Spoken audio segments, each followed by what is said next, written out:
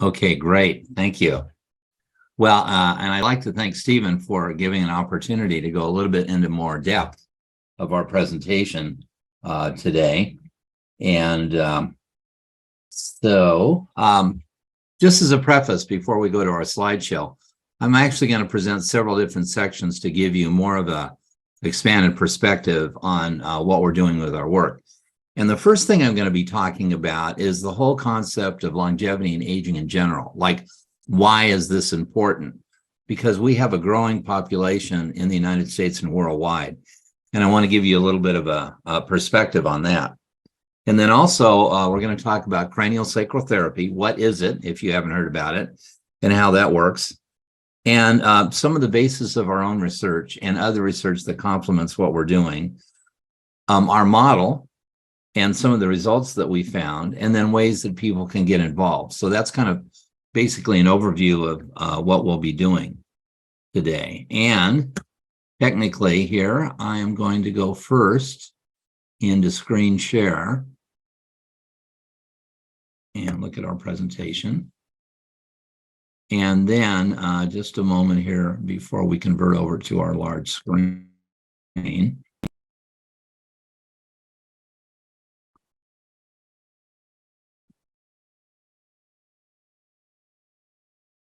And make one other adjustment here. Okay. So hopefully everyone will be able to see that screen. Very good. So, yeah, I entitled this presentation, CranioSacral Therapy, the Missing Piece to Alzheimer's Care, because there are many, many modalities which are very complementary to what we're doing. And you've seen a lot of them in the presentations in this particular summit. But I'm going to speak on how CranioSacral Therapy as the missing piece helps augment and improve on the results that we've seen with other modalities that have been presented here at this summit as well. So the first thing I want to do is just give everyone a little bit of a perspective on longevity and aging, kind of a national and international perspective. And part of my mission, if you will, that I created because I've been doing this for the last 15 or 20 years is to significantly reduce the deaths worldwide in the next 5 years. And I know that seems like a pretty ambitious goal. What I mean by significant is even if we could make a difference in 20% of the deaths in Alzheimer's over time, that to me would be significant. So an audacious goal, but I think something achievable with some of the training that we can make available. And we'll go more into the details of that in just a moment. So how will we accomplish this? First of all, let me just come back to this screen just for a second.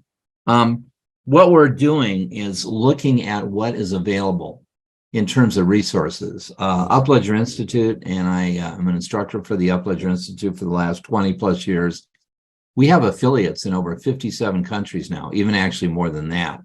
And we have a training program where we can reach people, not just in person with therapists in many different countries, but also online, as we're doing now virtually. We have found since COVID ways to reach people, as I think many of you have, in ways that weren't even possible before. So we're very, very excited about reaching out with this. Even though this is a hands-on therapy with touch, we can train people even at a distance to reach a much greater portion of the population. All right. So again, as I said in the introduction, I've been instructor for the Upledger Institute for the last 20 years, and I have had the perspective in teaching around the world of seeing that even cross-culturally around the world, this modality works no matter where you are and no matter what the language is. So that's been very, very gratifying to see what's possible in that regard. And as we mentioned, I've been fortunate enough to help coordinate research, both formally and informally, on craniosacral therapy in this period of time as well. So, opportunities and challenges. Why craniosacral therapy for seniors? We could say, if we define seniors, if you don't mind me, as anyone over 60 years, Right now, it means that in the United States, there's over 100 million people in the US that are 50 years plus. So that's almost a third of the population. So that's fairly significant. And when I spoke at American Society of Aging last month in Atlanta, Ken Duckwald, who was one of the keynote speakers, mentioned that really when you look at the percentage of people by 2030 that will be 65 or over, we're looking at 1 out of 5 people. So we're looking at 20% of the US population. This is a fairly significant figure. And that's not even including those that are between 50 and 65, which is an important segment of the population we like to protect as well. And as I mentioned, now here's another little piece of the demographic. 70 million people, the baby boomers, will transition into what we call elderhood in the next 15 years. So a lot of you have heard this term, the silver tsunami, and it's like a bubble of time. Ken Duckwald is one of the people that created AgeWave that talks about this. It's like tracking how the baby boomer population, I'm part of that, is transforming every single age that it's transitioned and been through, lived through in over this period of time. So that's pretty significant in terms of what we're anticipating and what we're seeing. About 10,000 people a day turn 65 right now in the US. And elderhood, which is an interesting term, if anyone's ever heard Bill Thomas, he defined elderhood as a state beyond middle age, which has its own characteristics, where beyond material gain and with the attributes of wisdom. And it's the idea, which you really think of it as a resource, that we have elders who are people that have been middle-aged, and now they're thinking of, without having to be focused on work and doing so much, they can actually be the resource for many, many more people for just being elder. And think of a population where older people were really consulted in terms of wisdom itself. So that's exciting to reframe and think of what aging brings to us in terms of a possibility.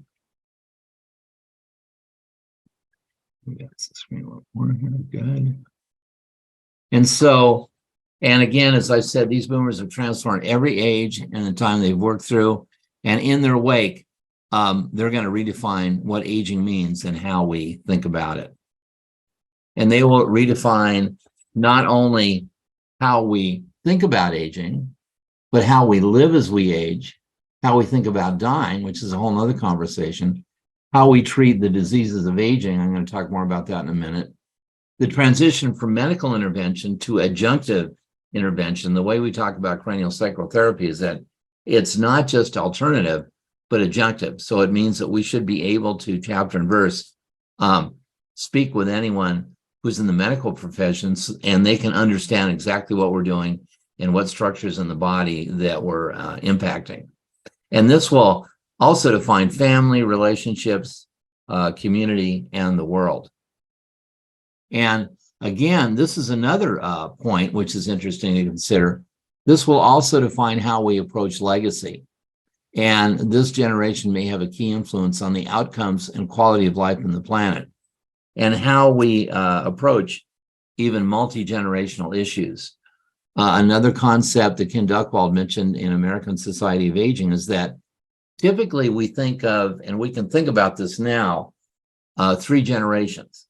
And a lot of us in our family, you know, we can pinpoint 3 generations. But he's saying that the way aging is increasing lifespan, or lifespan is increasing, that the lifespan maybe, there's lots of people now, there's a growing group of centenarians, people that are 100 years or more.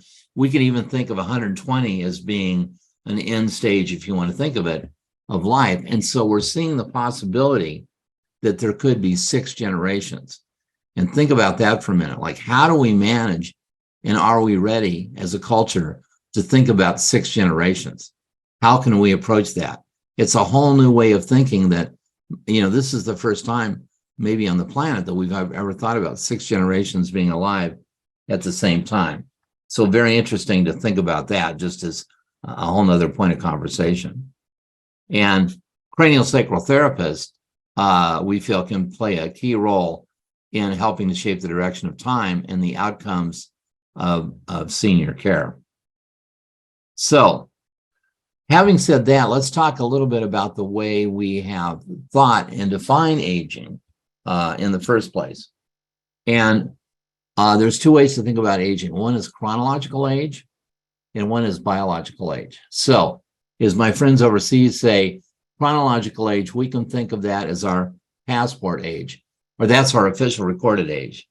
And biological age, we can define that as how old our body is based on history and lifestyle and our medical history and genetics. So if you've ever seen somebody, you might say, wow, you look a lot younger than, your official chronological age. And that's because their biological age is maybe 5, 10, even 20 years younger, sometimes even more. And then some people, though, you might see them and you might not say it, but they look a lot older than they are. And that's because their biological age is older. And what we want to do, our whole approach with CranioSacral Therapy and otherwise is to say, if there's more buffer between our chronological age and our biological age, and we have more reserve in our body, so to speak, that's going to be much more beneficial. So that's the way we think about that in terms of aging and what might the possibility be. So, and then we talk about CranioSacral Therapy. How can this assist in the aging process? And how do we define aging? It's all of those factors I just said, what we can do to give ourselves more buffer so we can have a more vibrant quality of life. It's that quality of prevention that we're talking about. And so when we look at aging from a more traditional point of view, and that is indeed changing very, very much in terms of the way that we're looking about aging and longevity. There's a lot of research, even in the last few years, that's changing our construct and format about that. But traditionally, we can think about aging and the way we characterize it in the following ways. One is that one concept is cellular aging, that based on what we have in the body, that cellular aging really defines, almost in a sense, how there's a set construct for aging and there's a set amount of what we have. And once we use it up, that's it. So that's the concept of cellular aging. Now, another concept is random damage, which I love to speak about. And random damage means that in the cellular structure, that something can impact the body, all those bumps and bruises in life, and that can accumulate. So that's another concept we think about when we talk about aging. And another is called cross-linkage or connective tissue damage, that in the body, it's like if you look at someone times and they're older, they look a little bent over like that, aging. That's because the connective tissue structure in the body and the myofascial structure in the body is actually kind of being sucked in and it's consolidating. And so that's the way to think about connective tissue damage. That doesn't necessarily have to be the case, but that might be a factor. And finally, there's something called allostatic load, and that's our recovery from stress. So what we mean by that is that if a stressor comes to us and we can recover fairly quickly, that means we have, in a sense, more resiliency in our nervous system. But some people, if they have an impact, it's so impactful to their physiology that it takes them longer to recover. So in a way to think about allostatic load, and especially that relates to the endocrine system, it's how quickly we can bounce back from any kind of a stress. And it also is a reflection as we get older as to how flexible we are in terms of maybe looking at new ideas, new concepts, new situations. So that's all a function. And I think this is fascinating as a measure, allostatic load. So when we talk, and these are all factors that I just mentioned that have to do with normal aging itself. These are like what we could say are constructs having to do with normal aging. Now, pathological aging, which accelerates aging even above and beyond the normal frame, is that one of the factors are what are called cellular mitochondria degradation. Cellular mitochondria are like the little switch engines inside the cells, and they basically provide energy to our body. And if the mitochondria aren't lively, it means that we simply don't have the energy to function well. So that's a key measure, and people are talking more and more about the mitochondria aspect of our genome itself in our body. And another, which is very, very big, I'll talk even more about in a minute, are called inflammatory mechanisms.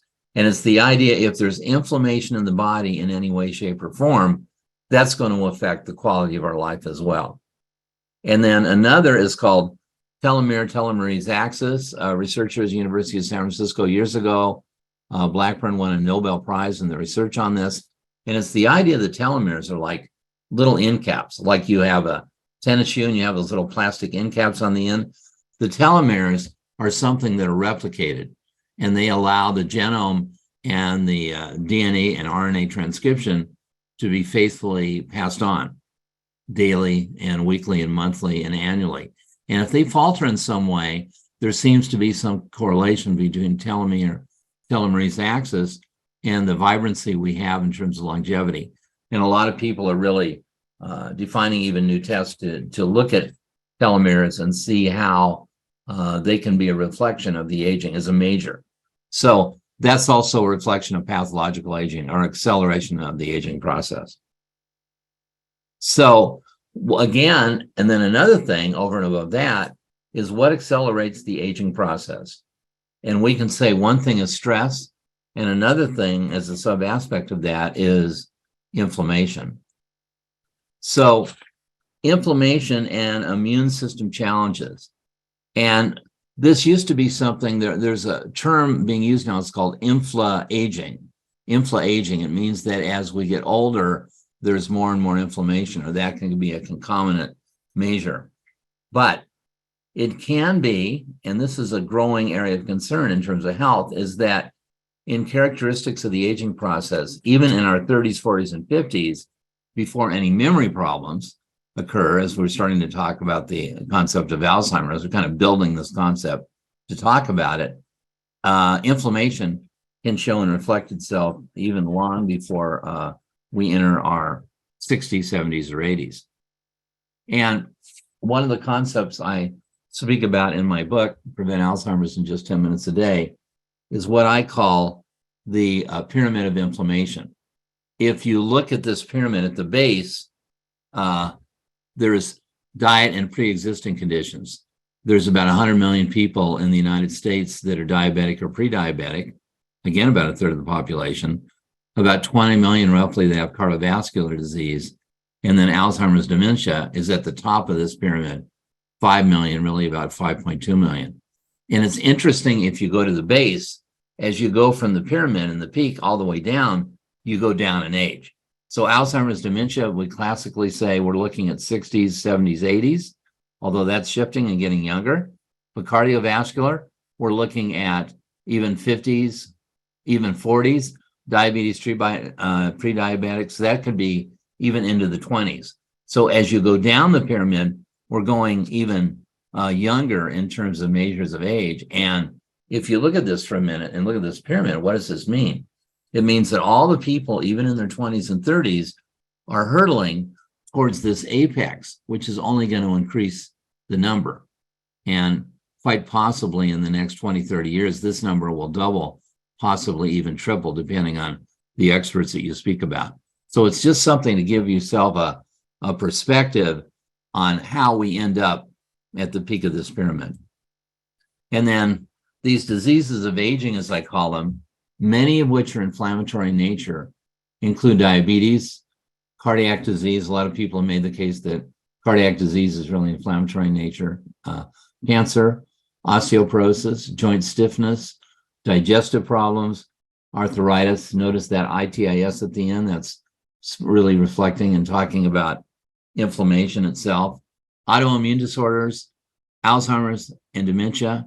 And again, all of which are inflammatory in nature. All or most of which are inflammatory in nature. So the Alzheimer's challenge. This is an interesting study that was done at Rush Hospital that when I had my office in Chicago, I would go by Rush on the freeway every day. And there was a researcher at Rush that back in 2014 looked at all of the death records. And because when you look at people that pass from Alzheimer's, the statistics might say it's 80,000 people a year. But when he looked at the death records, he found out when you look at actually what people pass away from Alzheimer's, it's usually complications like cardiac and pulmonary disease or complications. And if you look at those numbers and put those into the factors of who is dying from what, you're getting about 500,000 people, which would make Alzheimer's the third leading cause of death in the U.S. Of course, there's COVID, and now that has changed and skewed the statistics. But over time, taking that out of the equation, that's where Alzheimer's would stand. So that's pretty significant. And another factor to think about is that about 13% of seniors over 75 live in nursing homes. However, which is a whole nother factor in terms of the economic impact of Alzheimer's, is that about 83% of all seniors with Alzheimer's are cared for by family members. So that's a whole piece in terms of how do we support those people and what resources do they have to prevent, stop, and even reverse the disease. And when I spoke at a summit and organized a summit around longevity last year, we looked at another phenomenon called aging in place, because about 65 to 70% of all people that are aging would rather age at home. It's called aging in place. So another piece of the puzzle is how do we support that population that would rather not move out of their homes? So that's a whole nother area of interest in terms of how we look at the impact. Now, I want to share part of my perspective in changing the trajectory of Alzheimer's disease, which is not just my term. What could be the impact if we did something that could change the outcome of Alzheimer's the way we are right now? And American Alzheimer's Association actually commissioned a think tank some years ago to look at the impact of how, if there was an intervention, this could change the outcome. And so they developed a paper called Changing the Trajectory of Alzheimer's Disease, a National Imperative. So I'm just going to share a few thoughts on that particular study. So cost of care for people with Alzheimer's disease. We're looking now, and you can see they started here in 2010. We're in 2023. We're looking at cost of care in terms of billions of dollars. But by 2050, we're over $1 trillion, $1.2 trillion. So one piece of the puzzle is just the cost in terms of the economic impact of Alzheimer's. And then they looked again at a number of people age 65 or over with Alzheimer's disease. We're looking at 5.2 million roughly right now, but by 2050, it's projected to be almost 14 million. And I think those numbers may be a bit low in the sense that with other things that we're looking at, like all of these diseases of aging, inflammatory processes, we're not maybe really factoring in all of that impact as well. And the general stress in the environment as well. So, but that's another way that they really charted this growth. And proportion of Americans age 65 or over with Alzheimer's disease by the stage of the disease. This is just interesting in terms of when you look at the pie chart on the left. In 2010, with current trajectory, severe is 41%. And if you look on the right with the current trajectory, severe is about 48%, a little bit more of an uptick. But why this is important, and we know this with COVID, is that when you're getting to the severe stage, people need more 24 care, around the clock care. And we saw with COVID what happens when you have maybe in the US 100,000 hospital beds that are available at any one time with vacancy, if you will. But what happened during COVID? That was all overwhelmed. And COVID was a fairly short time frame. But Alzheimer's, when you look at the trajectory of Alzheimer's over 8 to 12 years, and I've expanded that to think of really what's going on, is that we're looking at a 20-year time frame from beginning to end with Alzheimer's, with other factors that are precursors to it. What happens if you have millions of people that need very concentrated long-term care. And that's why a lot of people think that the Medicare and Medicaid system might be bankrupt in 10 years if people don't have the resources to cover that. Who's going to cover that? Those are the economics of it. So they're projecting that at the current velocity, again, we're close to 14 million people that will have Alzheimer's by 2050. But they're also suggesting in this study, if there was a way to intervene in some way, we could actually stay pretty much at our current levels. And we would save 5.8 million people from contracting this disease, which is as many as we have now. So that's pretty significant. And that's just their own projection and their commission that they studied to do this research. So impact of a 5-year delay, we're just talking about a 5-year delay in the onset of Alzheimer's, not even doing anything to stop it completely, even reverse it, just delaying the onset. They actually found that by 2050, if we had a way to do this, we would, and again, I mislabeled this, it's not million, it's billions. So we would save nearly $500 billion by 2050 if we could find a way to intervene in this situation. All right, so that's just a little bit of a perspective I wanted to share with you on the economics of Alzheimer's and what's going on. All right, now CranioSacral Therapy, what is it? And using our research on CranioSacral Therapy as an example of what an adjunctive treatment might be, which is complementary to the medical model. Here's a little idea of this, is that what we're doing with a manual therapy technique, we call it a very gentle light touch, is that kind of the medical and pharmaceutical perspective is to treat the symptoms, if you will. And from our osteopathic, which CranioSacral Therapy is derived from osteopathy, we're not just looking at the symptoms, but we're looking for the generator of the disease process, always inquiring to see what is generating. So in a way, it's a little bit like one would do classic research anyway, but we're doing it even with our hands, feeling into the body, telling us what the history of the body has to say about the situation. And my mentor, Dr. John Upledger, developed the modern form of craniosacral therapy in the mid-1970s.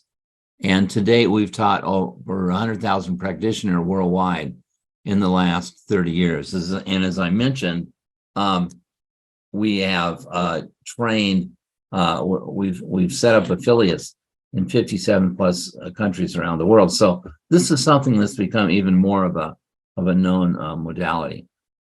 And what did Dr. Upledger find? He discovered and documented the existence of what's called the craniosacral system that conducts cerebrospinal fluid in the head and down the spine to the sacrum. So a lot of people, when they hear the word craniosacral therapy, they think, oh, is this something just having to do with the head? But indeed, when you look at the head, down the spine to the sacrum, close to the tailbone's at the very tip, and then the spinal column in between, that's why we call it craniosacral therapy, from the head to the tail, so to speak, in the sacrum, and the spinal column in between. And what's key is that we're following the flow of cerebrospinal fluid up and down the spine and in the head. And we know the craniosacral therapy can help combat things like memory problems. And we know this from our therapeutic experience because we've seen that craniosacral therapy can help increase the volume of cerebrospinal fluid. It can help enhance immune and endocrine system function. And also in the body itself, it can help increase overall connective tissue fluid flow in the body. It can assist with neurological balance and also assist with even the emotional component as well with people that are trained in that area. And it can help with what we call completion with the past. And this is something of more of an advanced way of thinking about it. But as we know with people with memory problems, sometimes it just seems like they don't want to remember what's ever occurred in the past. So it's very interesting that if there were a way for the body to be complete in some way, shape, or form, it could give a lot of relief to the patient. So we're kind of broadening the envelope to think about that aspect as well. So first of all, let me talk a little bit about prevention, because I think for everyone, they would rather prevent a negative outcome than deal with something that's there. So I want to talk about that for a minute.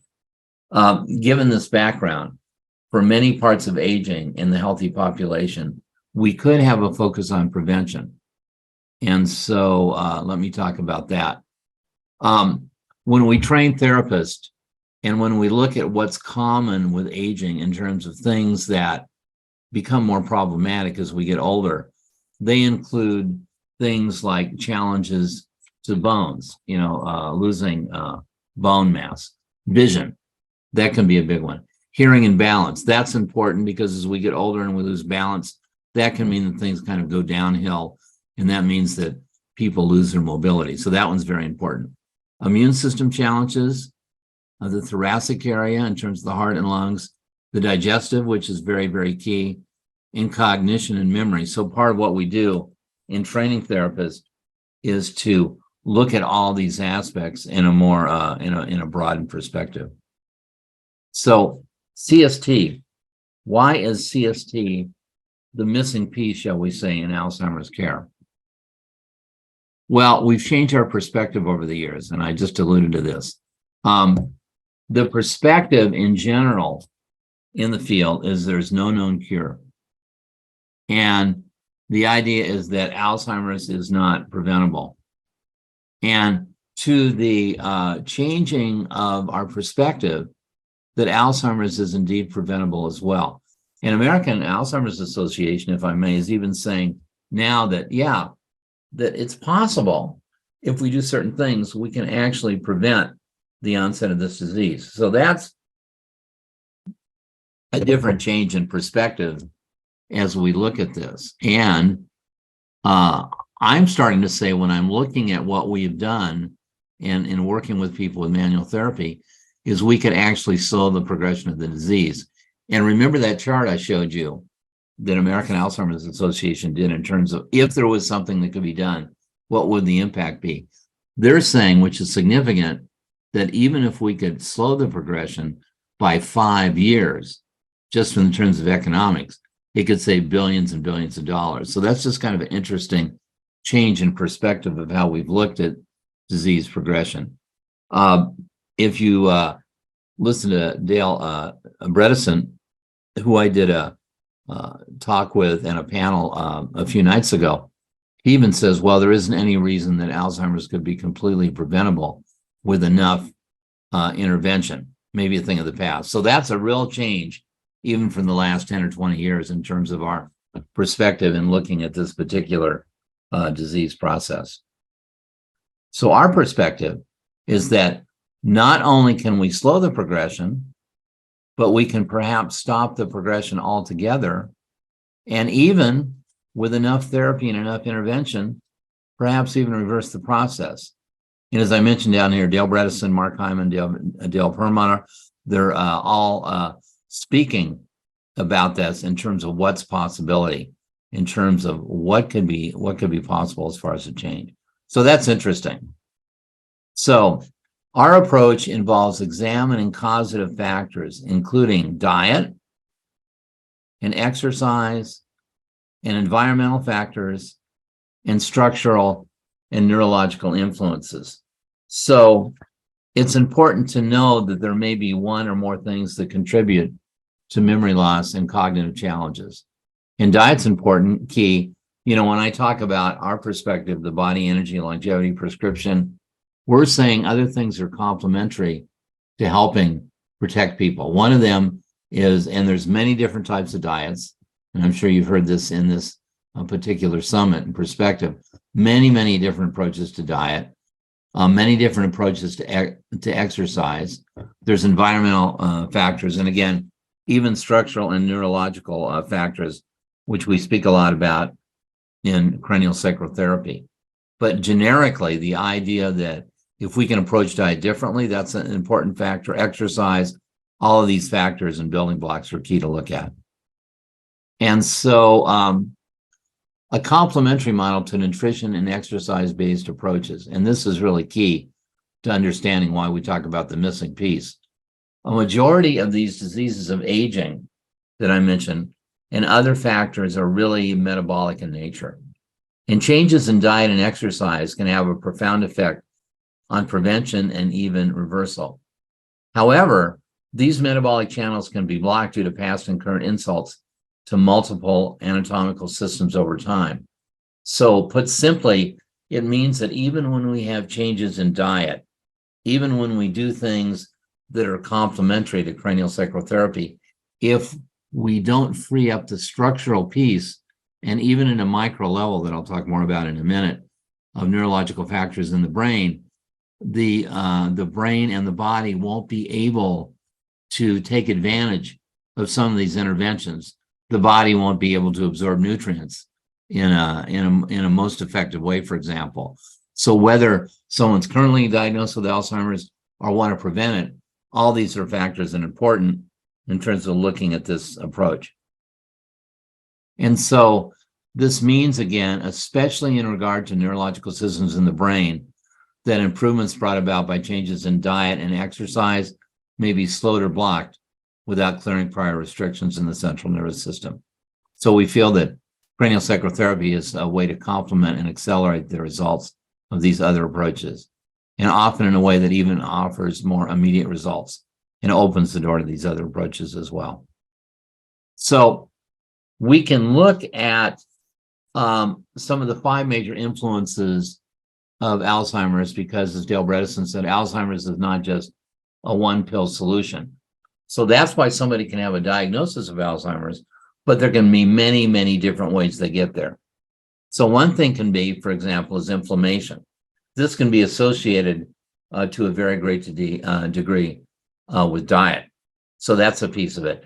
The body, simply the foods that the body imbibes, especially if there's a concentration of sugar, for example, and many people have spoken about that, that can cause an inflammatory response in the body.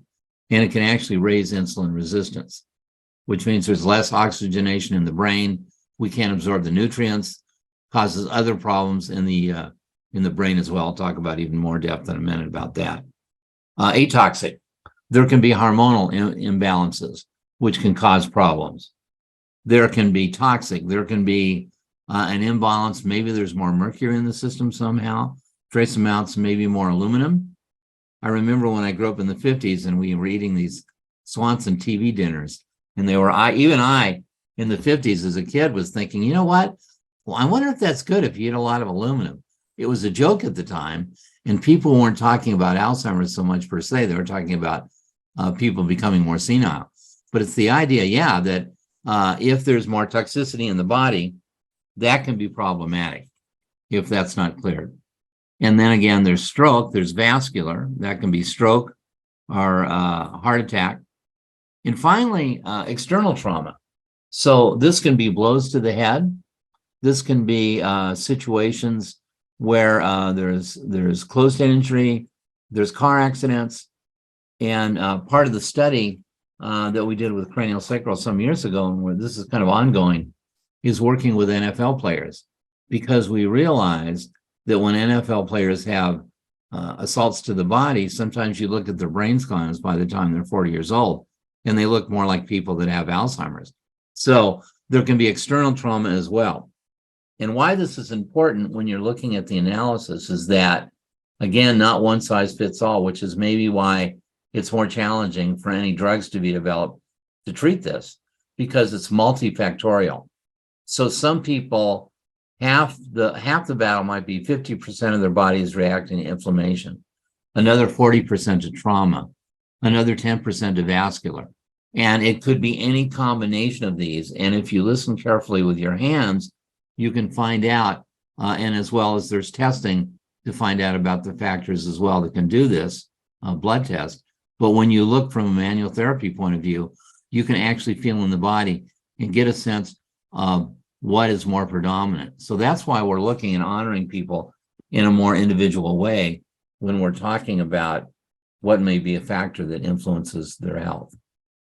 And so our model for non-pharmaceutical invention includes two key factors, which leads to Alzheimer's. One is neuroinflammation in the brain, and the other is lack of flow of cerebral spinal fluid.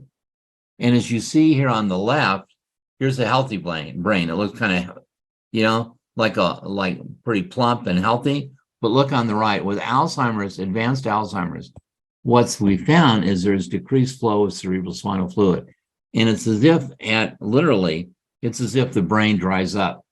It shrivels up. And that's because there's lack of flow of cerebral spinal fluid.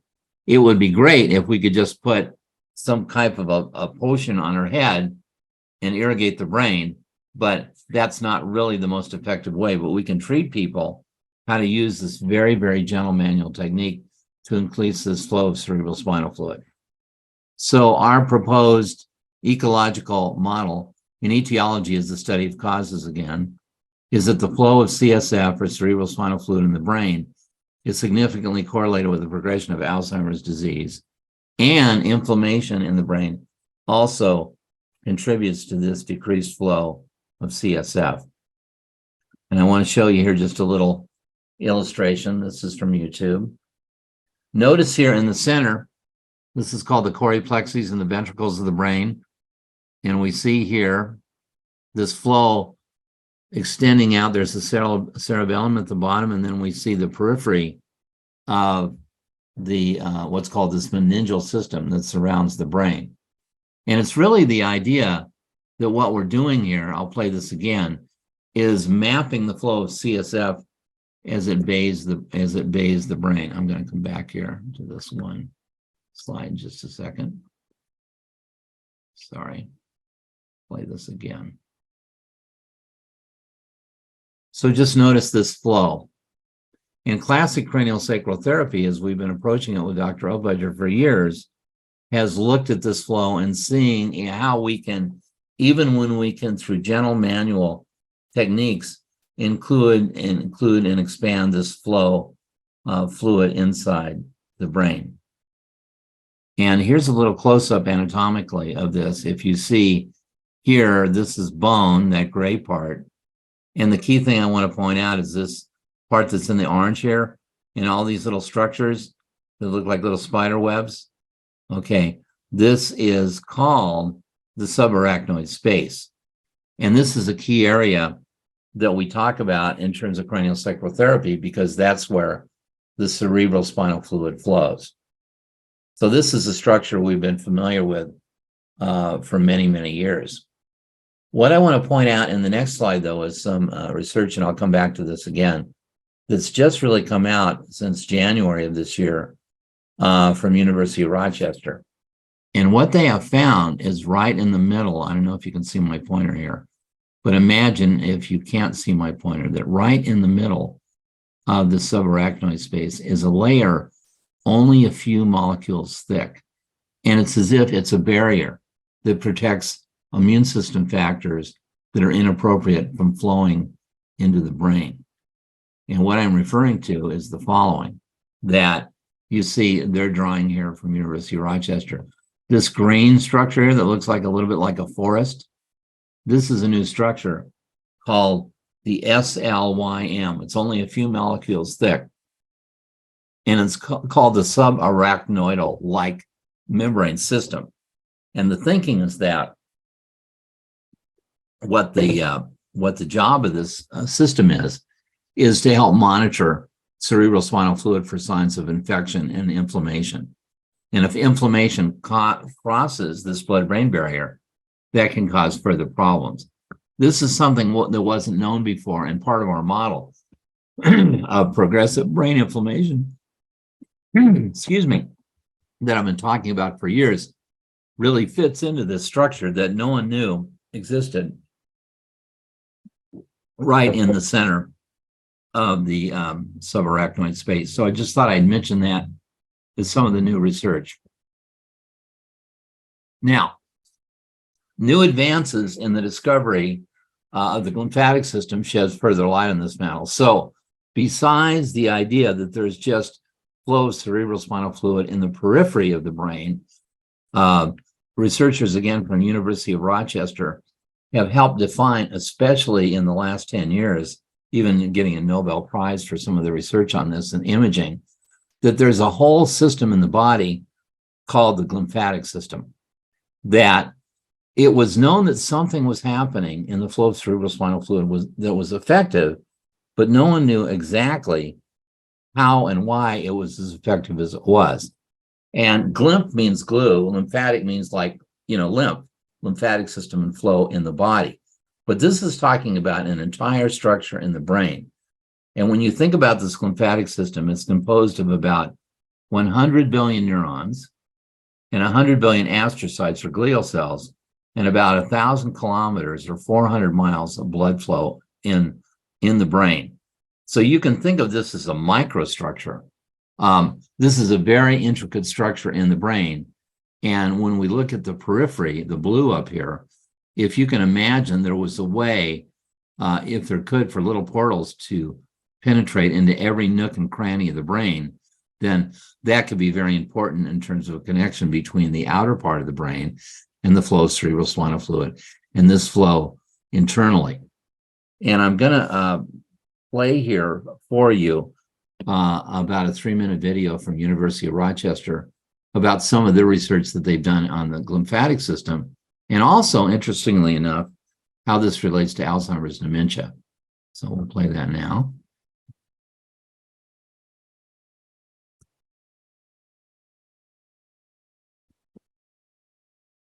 The brain's highly metabolic reactive. The brain cares an awful lot about what its environment is like. If it's off just a little tiny bit, it stops functioning properly. We showed that the CSF goes into the brain just like people thought before, but it actually does so along very specific anatomical structures. There's a specialized anatomy that allows the CSF to move very quickly and very deep into the brain, exchanging with the fluid that's inside the brain and then moving out. So it's a much more efficient system for clearing the fluid and the waste out of the brain. We injected fluorescent tracer into the CSF, or the fluid that surrounds the brain, and watched to see where it went. The fluid, as it moves down the artery, is able to move right into the brain tissue. As it moves into the brain tissue, eventually, if you look long enough, where it collects is at the other end, at veins, which are the other part of the circulation. Once it reaches those veins, it's able to drain out of the brain along the outside of the veins. As the fluid sort of courses between those two, in along the arteries, through the tissue, out along the veins, that continuous flow sweeps along particles that are sitting in between the cells. Amyloid beta is a protein that is made and secreted from cells in your brain all the time.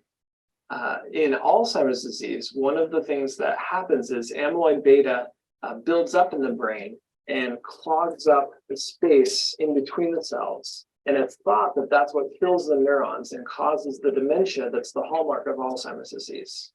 So when we first found the system and found that it was clearing extracellular solutes, we said, well, what solutes might be of interest that might be being cleared by this? And when you think about extracellular solutes that the brain wants to get rid of and needs to get rid of, the first thing that comes to almost everyone's mind is amyloid beta. So that was pretty much the first thing we tried, was to find out whether amyloid beta that's between the cells is cleared along this pathway. One thing that could be happening in Alzheimer's disease is this pathway is failing. So if because you're aging, this pathway stops working properly, or if because you suffer an injury or an infection at some point in your life, maybe this pathway stops working properly, and that ends up causing the deposition and the accumulation of amyloid. For treatment, it suggests that you could slow the process of amyloid deposition, perhaps by speeding the system up and sort of flushing the brain out and getting rid of the amyloid before it accumulates.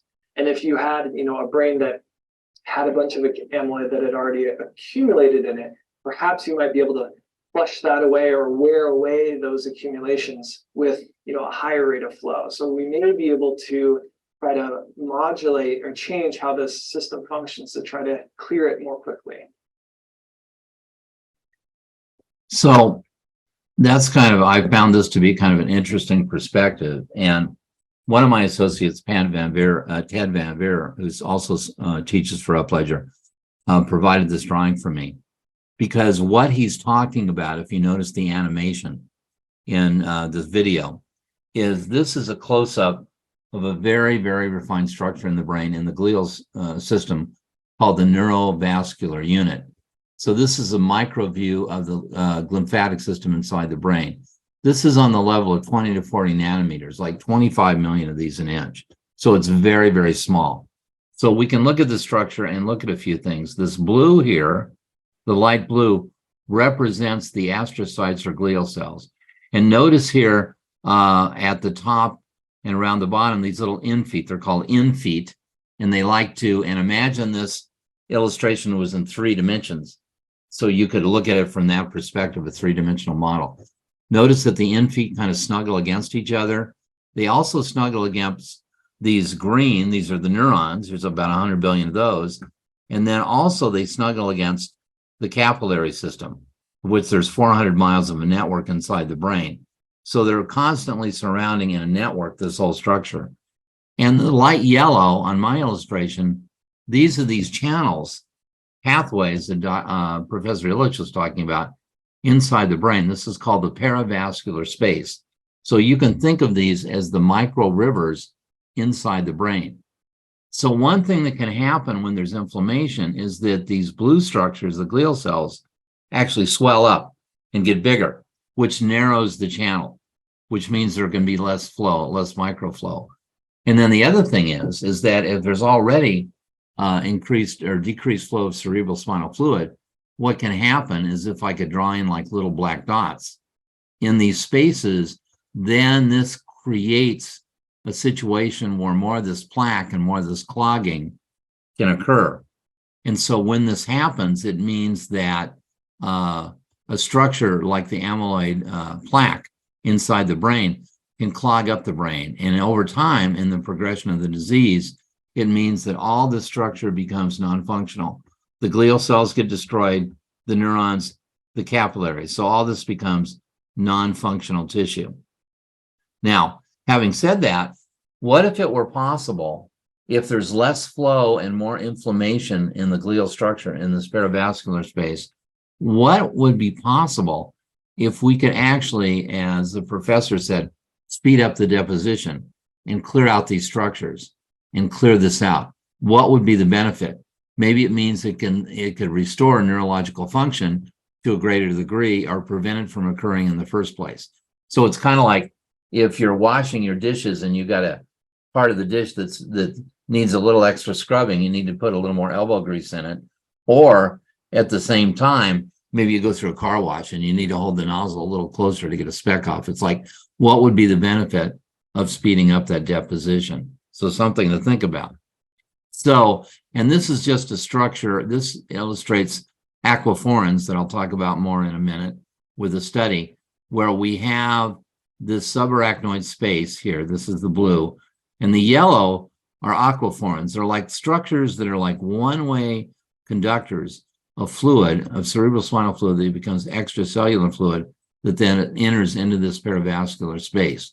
So these are microstructures that exist around the periphery of the brain that conduct CSF from the periphery, when I showed you that original drawing, deep inside the structure of the brain. So CSF and clearing amyloid plaque in the brain. So here's an analogy that I've used for many years, starting with my TED Talk some years ago. And it's the idea that you have a river and it's flowing well and freely. But then the water table starts to decrease, and you have less flow of water. Well, by analogy, in the brain, the average healthy adult produces from 600 to 800 milliliters a day of cerebral spinal fluid. At any one time, there's about 125 milliliters or 4 fluid ounces in the brain. And so what if this water table decreases even further and all the mud and sludge and silt dries up the waterbed? This is analogy to what happens when the brain dries up, because what we found in our research is that people with senile dementia have a turnover of cerebral spinal fluid that's 75% less than a normal adult. And that can cause problems because that can contribute to this formation of amyloid plaque in the brain. So that's an analogy to kind of give us an idea of, what's really going on in terms of the mechanism of Alzheimer's. And so our theory that came to light is that these formation of plaques and tangles could be triggered by inflammation in the brain, that there's a technique in craniosacral therapy called the still point that can help clear inflammation, decrease formation of plaques and tangles, and help the body clear these plaques and tangles in the brain. And so what this still point technique does, just as a little bit of an overview, and this is a technique we've been applying for decades with people around the world. It can help increase blood flow to the brain, increase flow of CSF, cerebral spinal fluid, helps with the flexibility of the central nervous system, and also it's a de-stressor. It helps lower stress, it helps lower blood pressure, cerebral and pulmonary congestion, helps clear metabolic waste, which I've referred to before, helps with headaches and migraines, and helps remove metallic toxins across the blood-brain barrier. And so our proposed ecologic model of Alzheimer's formation, again, just referring back to this, is that the flow of CSF in the brain is significantly correlated with the progression of Alzheimer's disease, and inflammation in the brain also contributes to this decreased flow of CSF. All right. In our model, again, that often when we look at the progression of Alzheimer's disease over time, is that these diseases of aging are often preceded, even decades before we even locate a problem with memory. They're preceded maybe by osteoporosis, arthritis, scoliosis, cardiovascular disease, diabetes, ophthalmic or visual problems, immobility and joint stiffness, digestive, short-term memory loss, radiation exposure, cancer, motor vehicle accidents, all of these factors that I mentioned before that can contribute. So they're all something that can kind of pile on. So if you really look at someone who's maybe been diagnosed with Alzheimer's and you go back far enough, you'll find out that, oh, yeah, something might have been going on with mom or dad or grandma or grandpa, even for decades before. They just didn't notice it. They thought it was normal, but these are significant in terms of precursors to this disease process. So that's on the level of the body. And then what happens is that this leads to pockets of localized inflammation in the body. And this also, the immune system's ability to counteract and balance our response to these localized insults. And this begins to fail. And so what happens is this might be exacerbated as another factor by medications whose target is often the suppression of the immune system. Remember the difference between treating symptoms and looking at the cause itself. So this sets the stage for an opportunistic invasion of the blood-brain barrier by factors that promote increased toxicity in the brain. And I'm happy to have this time to speak about it because usually I don't go into this much detail in a lecture virtually to explain all these factors. But here's what can happen in terms of dysfunction of the aging process. This is a little model of this, is that you can have trauma of some sort, and that can in some way, shape, or form contribute to this disease process. That in turn can lead to multi-location inflammatory response in the body. That can compromise the immune system and also affect function and increased flow of cerebral spinal fluid. And then finally, you have an opportunistic invasion across the blood-brain barrier. Remember that SLYM layer that I showed you, that new discovery of an anatomical structure in just the last few months from the University of Rochester. This is something we've been talking about for some time, and now we're looking at structures that kind of reflect that function as well. All right, so inflammation in the body can overflow into the brain. The body will try as hard as it can to not be compromised, the brain can try as hard as it can not to be compromised. until at some point, and fortunately not in all cases, but in a certain percentage of cases, we find this inflammation, this neuroinflammation evidenced in the brain itself. And this is a model of inflammation, which corresponds in general to the 3 stages of Alzheimer's, the way I look at it. And this is the following. Think of the formation of Alzheimer's as developing in 3 stages of what's called a pro-inflammatory response.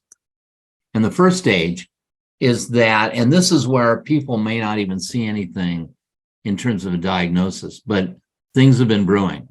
So there's toxicity in the blood, in the body. It crosses the blood-brain barrier because that layer, that SOIM layer, falters perhaps, and we get an acute phase response. So the body tries to defend itself by structures embedded within it, and the brain wants to defend itself by structures within the brain called microglia. They're like the local patrol people inside the brain. But if these microglia are overwhelmed at a certain point, then we get to stage 2. And if this APR, or this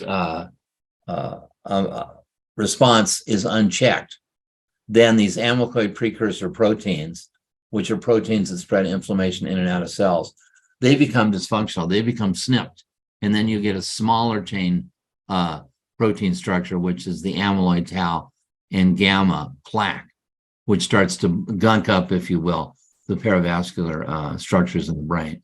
So that leads to stage 2, where we're actually starting to see problems. People are having memory lapse, maybe they're wandering a little bit. It's like a forest fire that is basically created inside the brain. And then what happens is that immune system factors from outside the brain start to cross the blood-brain barrier, and they unfortunately create their own pro-inflammatory cytokines, they're called. They create a secondary and tertiary situation where there's more inflammation that's created in the brain, even as the body tries to defend itself. And then over time, and this is just a little structure here where I'm going to talk about proteins. I'll go through this really quick.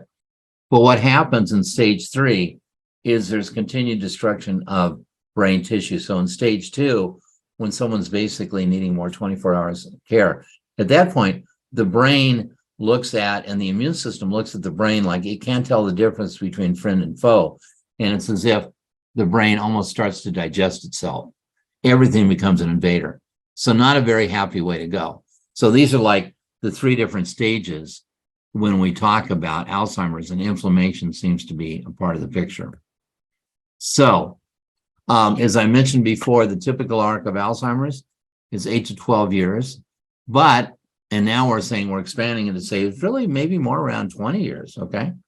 And so we're saying if we could intervene at an earlier stage, at early to mid stage, could we change the trajectory and outcomes from certain death and have a better quality of life?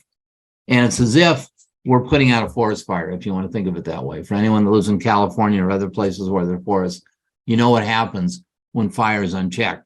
People think it's a little fire at first, but it jumps outside in the campground, the ring where the fire is contained, and you come back 6 hours later, and the whole forest is on fire. So the idea is that if we can utilize craniosacral and other manual techniques to help increase the fluid flow in the brain, reduce inflammation, and address the myriad of symptoms that have contributed to the onset of the disease, this could be significant. So again, idea is that if we could, through this craniosacral still point and other techniques, increase fluid flow, we can reduce this inflammation and create and dampen this formation of amyloid plaque. I have the opportunity right now, and I'm going to do this if you'll indulge me, to talk a little bit about the last 20 years in craniosacral therapy and its applications to Alzheimer's and dementia in terms of some of this research that we've been building on over this period of time. And Dr. Upledger, my mentor, wrote a study or a paper in the early 2000s called Cerebral Spinal Fluid, What It Is and Where to Find It. And this is where he started to talk about fluid exchange, what was different in middle-aged adults than older adults. That really triggered me to think about, okay, what research could we do to look even further about where and when craniosacral therapy might be an intervention. And one of the studies that I helped coordinate with a team of researchers is called the craniosacral still point technique, exploring its effects with individuals with dementia. So this was a paper published in 2008 in the American Journal of Gerontological Nursing. What we did is a still point with people in nursing homes at the same time every day for 6 weeks with people with mid to late stage dementia. And we found out that after about 3 weeks, we started to actually see a change and a shift. We started to see a change in behavior, an improvement in activities of daily living. People began to recognize their caregivers and basically began to show that there was some improvement in memory. That was the starting point for our research that we've actually replicated now many, many times informally over the last 10 to 15 years. But this was the starting point for some of our research. And then again, I just mentioned this as well. We can look at Alzheimer's as not just being a one-pill solution. Somebody asked about atoxic. What atoxic means is that it's not really defined as something that we can see, but in a way that I talk about atoxic, I'm talking about hormonal imbalances. So you can think of atoxic like that. And toxic is in terms of heavy metals. Vascular, again, is vascular supply. And again, trauma.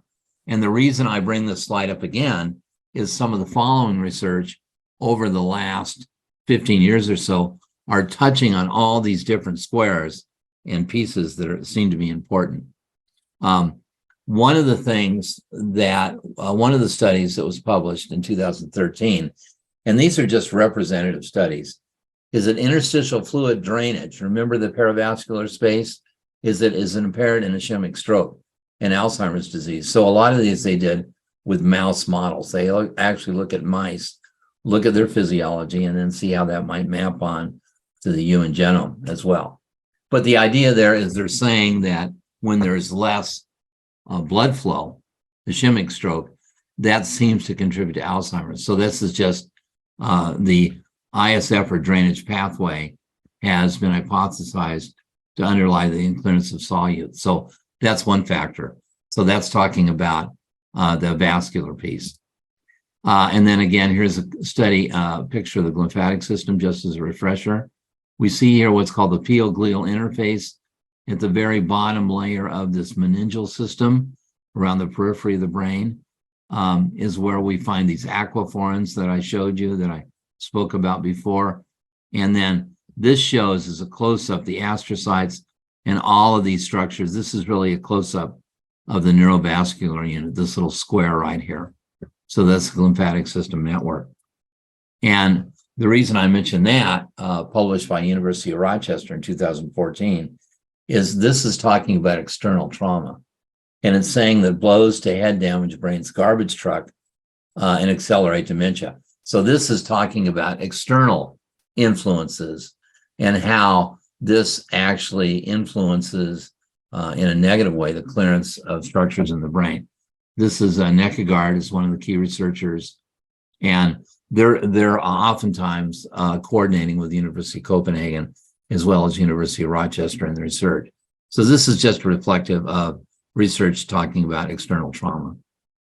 And here's one that's just interesting to talk about because it's long-term aerobic exercise prevents age-related brain changes. So we talk about exercise as being a positive. So this is just one representative study from Science Bailey, which shows that long-term aerobic exercise seems to help in the outcome of not developing Alzheimer's itself. And it says here, if you look, I don't know if you can see the small print over here, it says structural changes that make the blood-brain barrier leaky and result in inflammation of brain tissues, exactly what we were talking about before in old mice, can be mitigated by allowing the animals to run regularly, providing a potential explanation for the effects of exercise on dementia in humans. So the poor mice and rat were sacrificed often, but their turnover in generations is much more quickly, so it's easier as a study model for them to, for researchers to look at that. And then we can't step over, and a lot of people in the summit have talked about this, the gut, right? The missing link between gut and brain discovered with big implications for disease. This is from University of Virginia in 2016. And so a rare and powerful type of immune cell has been discovered in the meninges around the brain, suggesting the cells may play a critical but previously unappreciated role in battling Alzheimer's, multiple sclerosis, meningitis, and other neurological diseases. So it's interesting, people were feeling there was an immune system factor in the brain, and this newest research looking at the SLYM layer by University of Rochester just a few months ago also is built on that. So this is interesting to say that the gut and the brain, by the way, are interrelated, because it turns out there's glial cells in the gut as well as the brain. And it's called, sometimes the gut is called the enteric nervous system. And so these lymphatic structures in the brain, in the gut rather, actually talk to the brain. So there's a back and forth. And since a lot of neurotransmitters are actually generated inside the gut, this is an important structure. So gut health and brain, very interactive. So that's another piece. And that can also be reflected in inflammation that gets developed as well over time if the gut is in distress. So here's the neurovascular unit again, just to revisit this slide. And think of gut factors that are impacting inflammation in the brain and see how those are tied together. So again, here's just another study, 2017, the perivascular pathway for brainwaves clearance, current understanding, significance, and controversy. So this is an overview article. The perivascular pathway, also known as the lymphatic pathway, is recently described as waste clearance in the brain. So this is just other research reflecting on this perivascular pathway and why indeed this is so important. Now, as brain ages, glial cell gene expression changes most. So these glial cells that we talk about inside the brain, what they find is that in aging, these glial cells, their genetic expression changes as well. So that can have a negative impact or a positive impact as well. So that's just another factor that researchers are finding that I find fascinating, is that aging can be reflecting in the glial structure of the brain itself. And then here's just another complement to this research. Missing link between gut and brain discovered with big implications for disease. So it's showing this composite image of immune cells and being important defenders of the brain. By the way, I'm going to share all these slides with you at the end and give you a way to access these in case you're interested. So it's very interesting that, and this is Virginia School of Medicine, saying that indeed there is a connection, again, just a little bit more of a backup scientifically, to talk about what's called the microbiome of the gut. Notice this word because this is a hot new area of research where people are talking about gut microbiome and how important this is in all of our health and what happens if the microbiome is out of balance. I'm just mentioning this because in terms of some of our ongoing research, at the Upledger Institute, and I teach for Upledger for many years, we actually were at their headquarters in 2018, 2019, and we did a one-week intensive therapy session with about 8 people from around the country, and we had therapists, 24 therapists from 5 different countries around the world, and we did intensive work with them. And then we repeated this same study again the year later in 2019. And what we found is that clinically, by applying this, that if people had more intensive work, that seemed to roll back or at least stop areas where there were problems with memory. And we found that almost everyone found some improvement. And what's interesting is that when you roll back and start to get deeper into the body, people almost go back step by step and start to remember, oh yeah, this happened to me at 50, this happened to me at 40. So in other words, the body has a memory and there's accumulated traumas. And if there's some way to help dissolve them so they don't keep having the deleterious impact, this could be important. So I'm just mentioning that as well. And this is interesting in terms of Boston University. What they found is that waves of CSF, cerebral spinal fluid, flow into the brain during sleep, because we all know how important sleep is in terms of Alzheimer's as well. So this is just another factor I wanted to mention.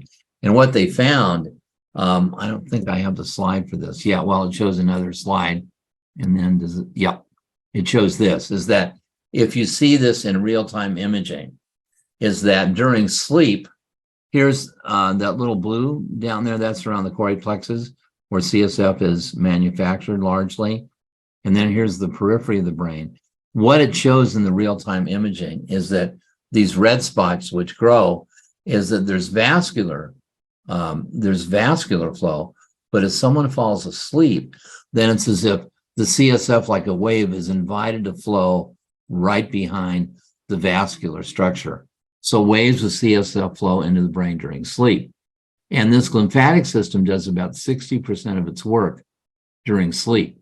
So it's as if during sleep, you know, if sleep is more effective, the more clearing there is of toxins from the brain.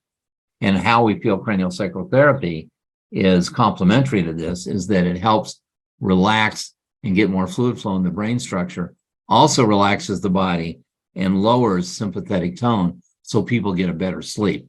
So it's complementary to sleep, which is very key as well.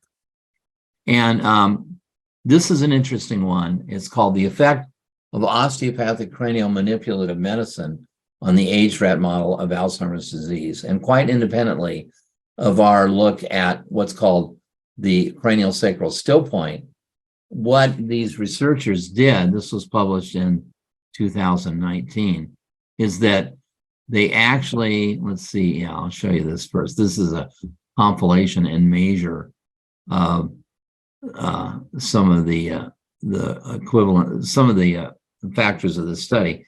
But what they did was a still point, which is done at the head. It can be done anywhere in the body, but they did a still point on a rat, and they did it with their little fingers. And how do you do the still point in a rat? Very carefully, you have gloves. And they actually did the still point on a rat. And what they did, they have a model where the rats can run into a maze, and they can tell by the way they navigate the maze how well their memory's doing. And what they find, a significant increase in the rats when they had been treated by the still point. And then they were able to image by imaging, MRI and other imaging, live imaging of a change in brain structure. And then when they sacrificed the rats and did an anatomical dissection, they actually found there were more aquaphorins. Remember those little tiles that I showed you about that conduct cerebral spinal fluid in the brain? They actually showed that there was an increase in some of these immune systems, or rather glial structures in the body. So that was interesting, quite independently, that another way to apply the still point was shown in this rat model.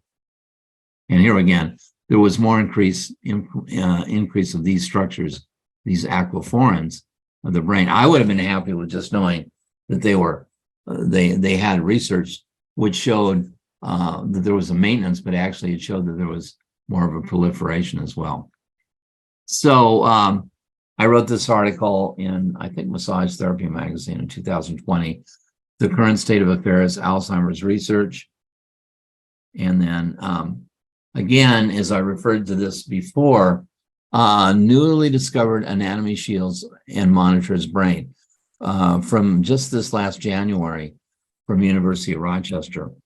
And they're looking at this structure in the center of the subarachnoid space, which seems to do something which actually helps to monitor the immune system and keep the immune system defended. And of course, I think this is key, because if the integrity of this structure is maintained, it means the brain has a structure to protect itself from invasion. But if it doesn't, then things start to, as if, have a little bit of a meltdown, and there's more of a problem. So that's important, I think, in terms of that discovery of this particular anatomical structure. And just a little nod to COVID, not surprisingly, association of COVID-19 with new onset Alzheimer's disease. It was found very recently that people 85 years or older, which is obviously a little bit more of an advanced age, but they were at significantly more risk if they had contracted COVID to contract Alzheimer's and develop memory problems. So just a nod to that, to mention that. And then finally, Boston University found CT, or chronic traumatic encephaly, in nearly 92% of ex-NFL player studies. So what they found is that not only, which is part of an ongoing study that many people have looked at in terms of brain injury and inflammation in the brain, but a lot of these people are much more prone to developing Alzheimer's type symptoms as well. And this is just another study, association of APOE, which is one of the genotypes more commonly associated with Alzheimer's, and chronic traumatic encephaly. It was found that in these players in the study, that if there were more of the genotypes of the APO genes, and they also had CTE, that the risk of Alzheimer's was significantly greater. So that was just an interesting survey. So all these are pieces of the puzzle. And before I end, I just wanted to share a little 5-minute video. You know, when we talk about the still point, when we talk about treating with craniosacral even 5 to 10 minutes a day, I just wanted to share with you a little bit of an overview in this video. So hopefully you can see this. But some of the therapists over the years around the corner and some of the results that they've seen. Remarkably different. Can you hear that okay? Seems happier. And Yes. All right, good. easier to have a conversation, like when she can follow the conversation.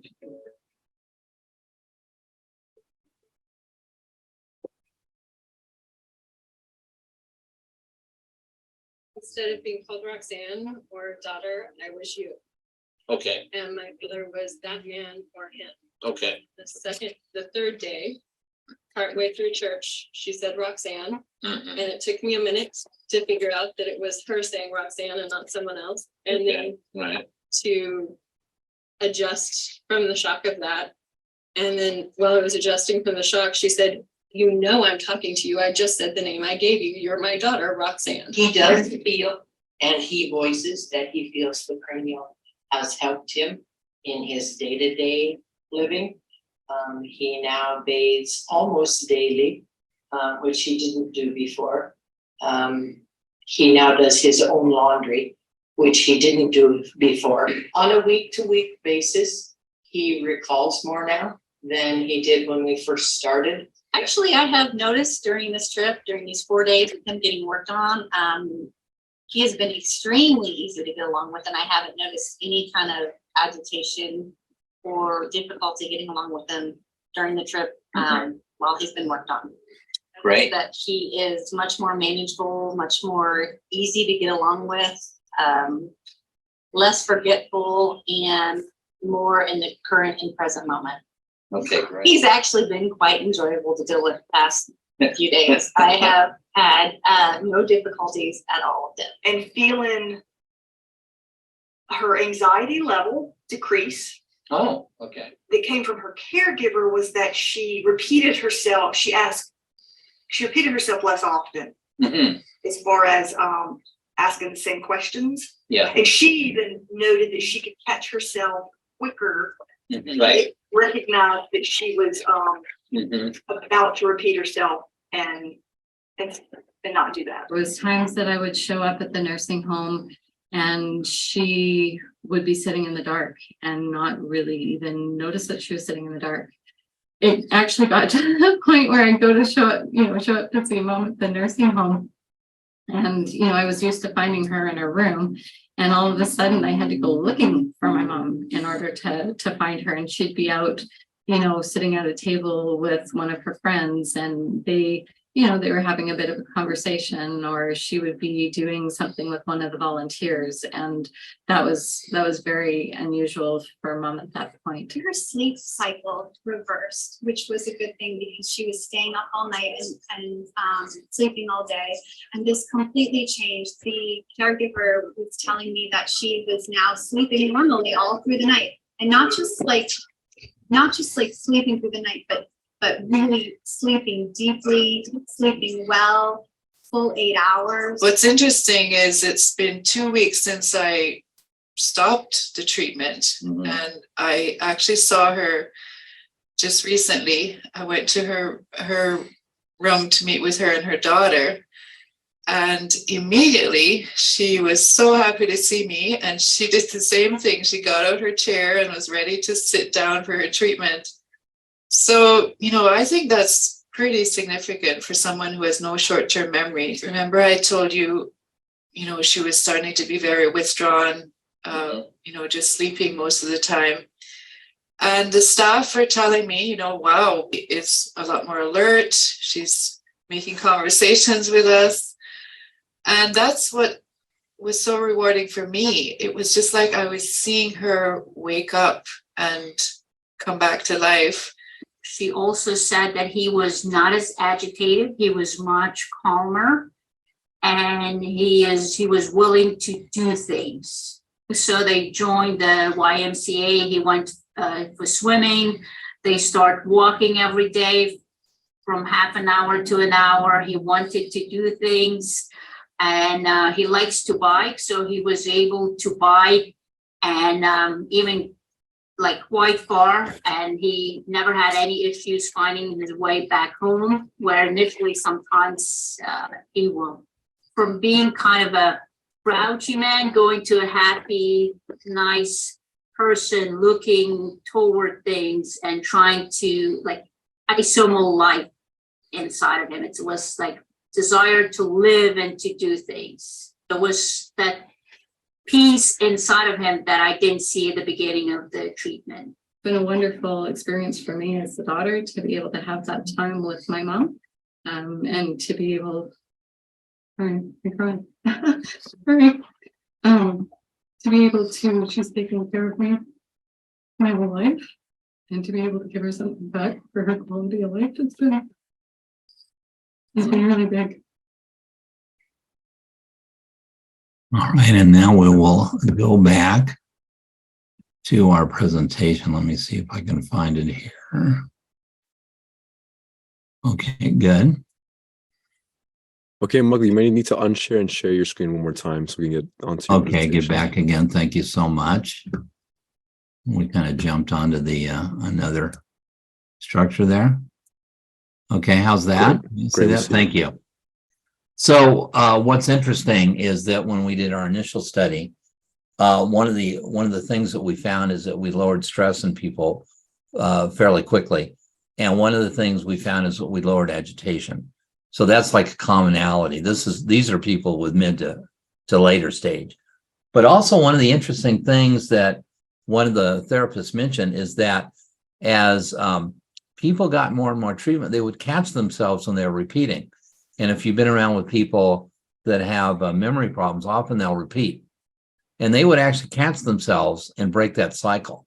So that's something we've tracked that's fairly consistently as well, whether we're doing this anecdotally or in this official study. And here are some of the 5 A's of Alzheimer's. I'll just mention a couple. Agnosia, information from the senses, hearing, touch, taste, and vision, that can degrade. Anomia, which is a common one, problems with word finding, people being able to locate that a little more easily. And aphasia, loss of spoken language or speech comprehension. So those are some of the factors that we're looking at to see as we can get an impact as we treat. So, and apraxia, loss in voluntary motor skills, which is more advanced. In amnesia or memory loss, there are many causes of amnesia besides dementia. And sorry there, I didn't put an A on a little typo there on the end. But basically, we're looking at all those factors when we're looking at how we can have a positive impact. So results that we've seen, decreased agitation and accurately perceiving the environment, and the ability to know one's position in time, space, and location, and having a sense of self, which is tied to memory. And of course, one of the tragedies of Alzheimer's is that people lose their sense of self. We don't have a person to communicate. So what value would that be to be able to preserve that, even maintain whatever current level of dysfunction there might be, let alone being able to stop or reverse that? And language skills improvement, words that make sense from one word or phrases to another, and decrease of aphasia, and thinking and reasoning. So these are things that we've seen as far as improvements. And with one test, as I mentioned, there's something called the Cohen-Mansfield agitation study, which shows that we saw a significant change in reduction of agitation. And this also, in terms of what we've done anecdotally, tracks with changes observed in our original study over 10 years ago. Now, all of this leads to something, and this is kind of a model that we've developed from autism called functioning recovery, that to whatever degree that we can get improvement, then the quality of life can improve, and we could design a program and have a team of people to determine at what frequency and what needs they have to maintain the gains they already have. Because what we found is if they have consistency in treatment, they seem to maintain. What happens when they don't is that people tend to slide back a little bit.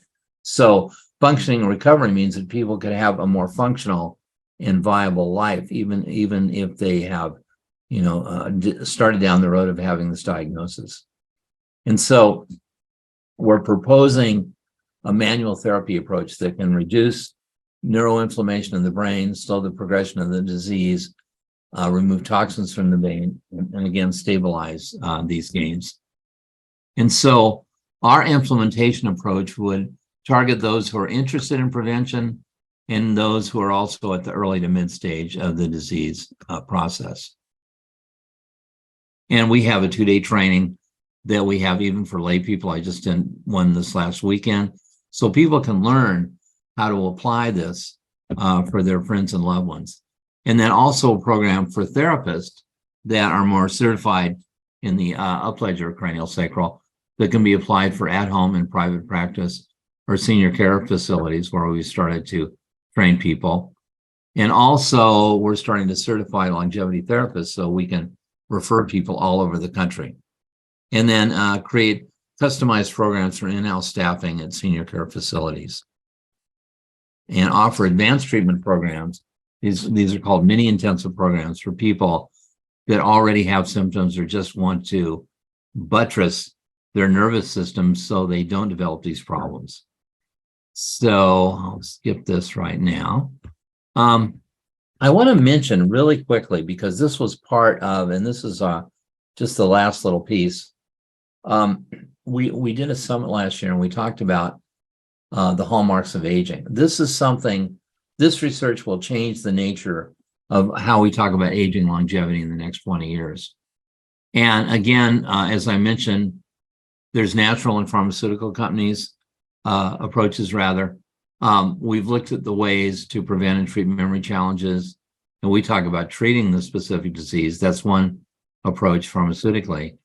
But another is expanding our horizons. And what the diseases of aging is saying, what these hallmarks of aging is saying is that we can look at the entirety of the disease process and look at how we might not only approach Alzheimer's, cancer, but all metabolic diseases, including arthritis, inflammatory diseases, and diabetes. And a lot of people at Institute of Functional Medicine are kind of looking at things in this way.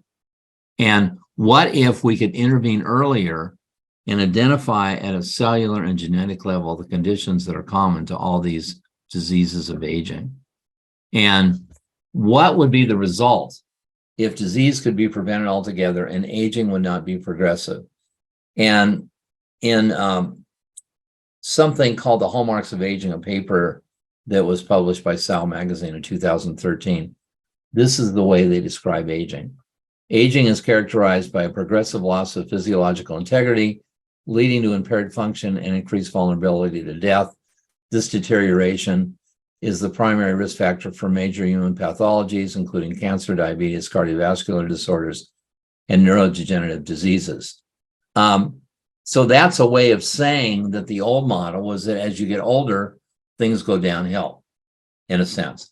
What if something could be different? What if we could identify treatments where the quality of life could be improved for whatever lifespan could be enjoyed, kind of wanting to end on a positive note, and life expansion could be possible. And, You know, a lot of people say, I don't mind getting older if I'm not sick or in ill health. So that's kind of our approach, is to say that if we can maintain health and help support people who do have issues and help slow the progression, maybe stop it altogether, and work with other modalities and work with more intensive work, we can have a more of a positive impact. So what I want to share with you, if you take a picture of this, this is a QR code. If you want to scan this from your phone, this will take you to where you can sign up and get a copy of the PDF for this whole presentation. So I'm going to leave that up for a minute, just so you can start to have a moment here to scan and look at that. Thank you for letting me go a little bit over on this. I know we have some questions, so I'm going to leave this up for just a minute before I stop sharing the screen. All right. All right. Good. All right, Michael, thank you so much for that very informative presentation. I already downloaded my copy of your presentation. Okay, great. Appreciate you making it available to everybody, as I'm sure they do as well. So we're going to begin our live Q&A session. It'll be a brief one. So I guess if you can keep your answers brief, so maybe we can get a few more questions there. All right. And just real quickly for everybody, just so everybody knows, we're not taking questions from chat. You have to raise your hand, go to the reactions button, second from the right at the bottom of the Zoom, and then you'll click on raise hand from that button. And when I call on you, I'll ask you to state where you're from and to ask your question. And we just ask that your question is brief and on topic. I want to ask you a couple of quick questions though before we take some audience questions, which is, what is the, I know you have a 2-day training, so I don't expect, for you to be able to cram all the 2-day training, in right here. But what is the basis? Is there, first of all, is there more than one thing? I've seen things on like cranial pumping, I think, or right. So what, like, is that part of the therapy? And if so, like, what is the basic treatment that's done? And then also the still point technique that you referred to in your presentation? Right. And just kind of explaining what this is to keep it simple is it's a manual therapy technique. So it's hands-on. And the idea is that without getting too much in the weeds, there's a flow of cerebrospinal fluid from the head down the spine and the sacrum and back up again. And what Dr. Upledger found is, even with people without extensive medical training, is that you can put your hands on the head and you can feel this cranial rhythm, which allows the head to widen and narrow. And with memory problems, yeah, I know, it's just like, it just takes a little training, but just like you train a doctor how to listen to the respiratory system or the cardiac rhythm, there's a more fundamental system called the craniosacral rhythm and craniosacral system underlying that. It underlies the whole neural skeletal muscular system. And when you start to listen to that, these deeper structures of the bodies just start to come into your hands and your awareness. And it's the idea that if you have a normal flow, then things are great. Remember in the slides how I said that there can be a decrease of cerebrospinal fluid over time? Mm-hmm. Well, what you can do with the still point and also the cranial pumping, these are two allied techniques, this can help kind of pump up the volume, so to speak, of cerebrospinal fluid in the head. And as you listen and do this thing called the craniosacral still point, it's like hitting the reset button on your computer. It's like rebooting your computer. Or if you have a old thermos, and you hit the red reset button, it like resets the system. When it does that, the whole system gets more fluid flow in the body and in the brain. And by doing that, and this is where we found anecdotally over 30 years that can help with headaches and migraines. It can help lower the stress level in the body. And it seems to have the benefit of, and we want to do even more research on this, but it seems to have the benefit of increasing flow inside the brain. Just by listening to the cranial rhythm, like who knew that was possible? And it's very subtle. It's like a baby touch. And it seems kind of crazy, but just by putting your hands on the head and listening and tuning in, you can start to improve that flow. I don't think it sounds crazy. I'm actually trying to feel it. Yeah. Well, it takes a little time just to be quiet and to listen and see what happens with people with memory problems is typically their rhythm is slower and their body feels stiffer, not surprisingly, right? And because of that, there's less fluid flow also in the brain.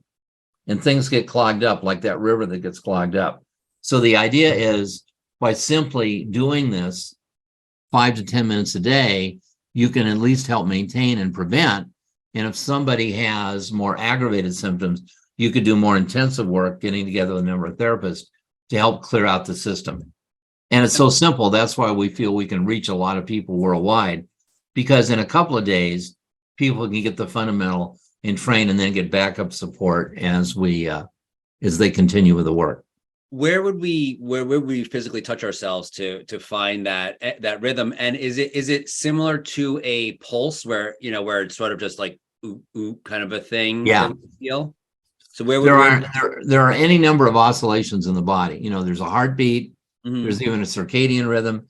It's the way we respond to the environment. And so it's body wide, it's anywhere in the body. So when we do what's called a craniosacral still point on the head, it's called the up ledger handshake.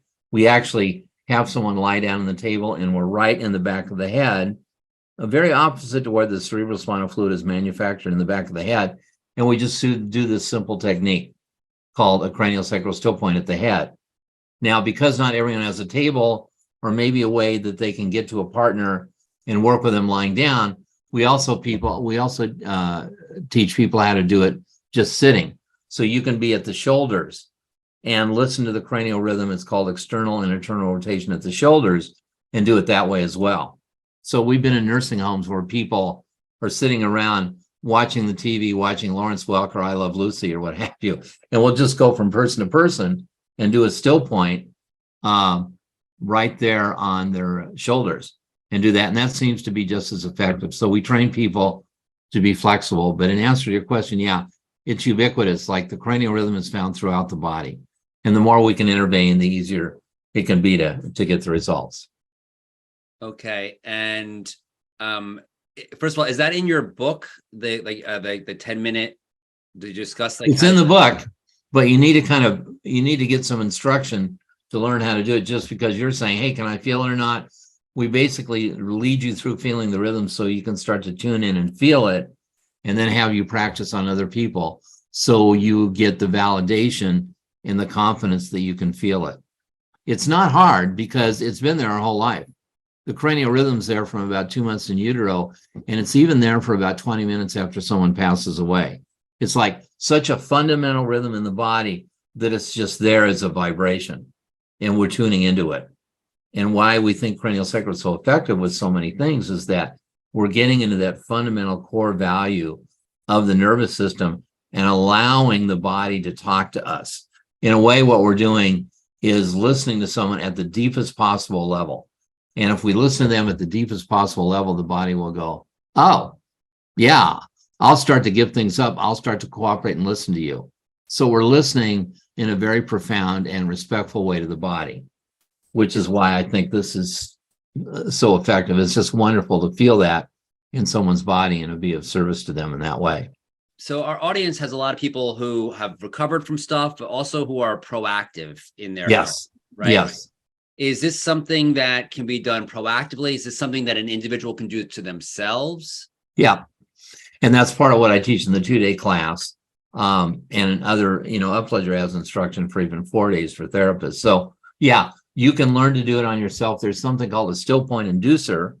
You can go to my website, preventingalzheimers.com, and find out where to order one, or go to Upledger Institute and find them. And you just put this little device on the back of your head and rest on it. So even without somebody there, you can treat yourself. And it's great for prevention. And a lot of therapists will hand those out or have somebody buy them. They're about $25 to buy a still point inducer. So they can do self-treatment between treatments, or, to work on themselves in that way. And what would a healthy person notice if they started adding that into their either daily or however often they should do this kind of thing, whatever the routine is? Listen, there's a lot of people, including me. Yeah. Well, I was out on the beach this morning at 5 something in the morning, so I will do this kind of stuff. It sounds very right. good. What kind of benefits would we see if we start adding that into our lives? Probably the most immediate thing is you'll feel more relaxation and less stress. So one of the great things, as you can tell, as people have talked about, in this seminar, stress leads to so many disease processes, right? Anything we can do to lower stress can be a benefit. So that's probably the most immediate. Like when I get craniosacral, I go like, I don't know where I've been for 10 minutes or 20 minutes or half an hour, but I know it's better because my body feels like it's more in harmony with itself. So that's one thing. And then they'll probably realize that because there's more presence of mind, they may start making better choices in terms of diet, in terms of just because we're less stressed. You know, we had a speaker at our Beyond the Door conference, Stephen Porges, who developed polyvagal theory, you know, talking about how stress in an autonomic response will just keep our body on edge the whole time. So the more we can lower that, the better our thinking would be. So we'll probably feel less stressed and more relaxed.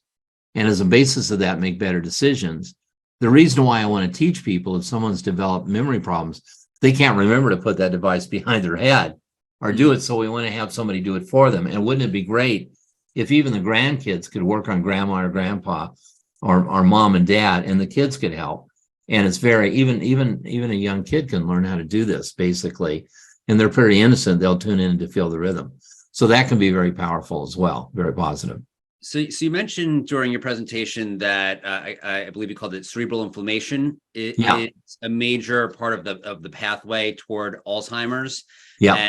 And that's part of why the fluid is unable to, you know, go through the brain properly and Yes. detox the brain. We've, you know, at this conference, we have a lot of speakers who are world-renowned plant-based doctors.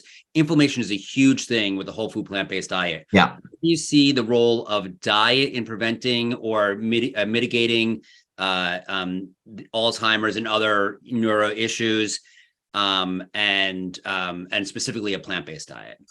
Yeah, it's an important piece of the puzzle. And in my book, you know, there's all sorts of theories about diet. I'm kind of a paleo guy. That's just me. You know, It's kind of protein and vegetables. But some people, you know, there's more keto. There's a whole range of the approach. But nevertheless, whatever approach in diet, and that's going to be different for each body. Each person is going to be maybe different in what they need. So the more we can tune into that, and this is why I call craniosacral like the missing piece. Because metabolically, if you're doing something, you're taking vitamins and minerals and supplement, if you're actually doing anything that might even be plant-based, which is all good, is that metabolically, you need to be able to absorb those nutrients. Remember the microglia I talked about in one of those studies? How you can affect the microglia and the absorption and remove any structural stresses and strain is important to make whatever you're doing more effective. So that includes whatever you're doing in terms of diet. It's just making the gut happier, which is a big thing as we age, gut issues. And, you know, that's important to be able to absorb the nutrients. So it complements any approach that we have to diet, whatever that approach might be. So your research doesn't show one diet being better than any other diet? Not particularly. That could be a whole nother study to say. And, you know, Dale Bredesen's done a lot in terms of, you know, he will actually do specific tests and blood tests to say, what are the different factors? What can be mediated? CranioSacral therapy can help complement any of those approaches because it's going to maximize whatever the imbalance is in the physiology, if you will. Great, thank you. So we're going to go to the audience. I'm going to ask Lisa, where are you from and what is your question? Hi, I'm from Jackson, Tennessee. My question is this a technique someone like myself could learn? And is there some type of video training or do you have to travel somewhere to get the training? Just, you know, interested in learning the technique myself. Yeah, hi, Lisa. Yeah, you can learn it. I developed a video program, so I just did one this last weekend. So it's a 2-day training. You can learn, you can work on yourself at home or have someone there with you to practice on, and then we'll support you in the follow-up. So you can learn how to do it as well virtually. If you go to my website, preventingalzheimers.com, or if you take a look at that QR code and sign up for my newsletter, we'll tell you when we're doing our next training. Thank you. Yeah, you're welcome. All right. Next question is coming from Steve. Steve, where are you from and what's your question? Hi, Steve from Rockaway, New York. Like Michael, I just went and took a look at the still inducers, and there are a bunch of them out there. There's a CD that gives you music and stuff. They call that a still form inducer. Aside from saying, go to my website and buy mine, how do we know which ones are good? I would go to the Upledger Institute, the Upledger website, UPLEDGER, upledger.com, and look at those, because those are the official, if you will, quote unquote, still point inducers. Or here's a cheap and down and dirty way to do it at home. Okay. And they Here we even go. mention that, even Upledger mentions that as well. You can get a couple of tennis balls and an old sock. Doesn't have to be an old sock, but a sock. Or if you want it softer on the back of your head, get a couple of at Walmart, a couple of those blue racket balls. Silicone balls. Yeah. And put that there and then tie a knot, and then you'll have 2 bumps. And you put those 2 bumps on the back of your head. It's good to have a little instruction where to place it, but that's basically what you do. You just lie and nuzzle in on those. So if you don't want to get the still point inducer, you can make your own as well. So that's a good self-help to do at home. So, And you line it for Thank about 5 or 10. Yeah. Thanks for asking. so real quickly with that, because that's actually, I think what I was trying to get to is, how do you do this at home? Yeah. So we take the a sock, we put the 2 balls in there, tie a knot at the end of it just to hold the balls in place, put it in the back of our head. Where ideally should it go in the back of our head? What we want to do it is push it above the ears and come back to what's called the bump in the back of the head. It's called the external occipital protuberance. And I'm going to swivel around, so I don't know if you can see me by doing this, but it's kind of like right about here. And the bumps are on either side. So the bumps are on either side, right behind, right here. And you just nuzzle on that for about 5 minutes. It's not maybe as effective as someone doing it manually for you and listening, but it'll still get the result. Just lie on it for 5 to 10 minutes. All right. So that's a good point. So thanks for asking about that. Great.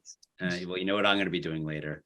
So our next question, I'm going to ask you another question because I had another thing. You mentioned that Alzheimer, people are getting it at a younger age. Oh, actually, you know what? I'm so sorry. We're actually out of time. This was so engaging that I lost track of time. So we want to thank you, Michael, for such an informative presentation. I wish we had more time for questions. If we can unmute the audience, please. Thank you so much.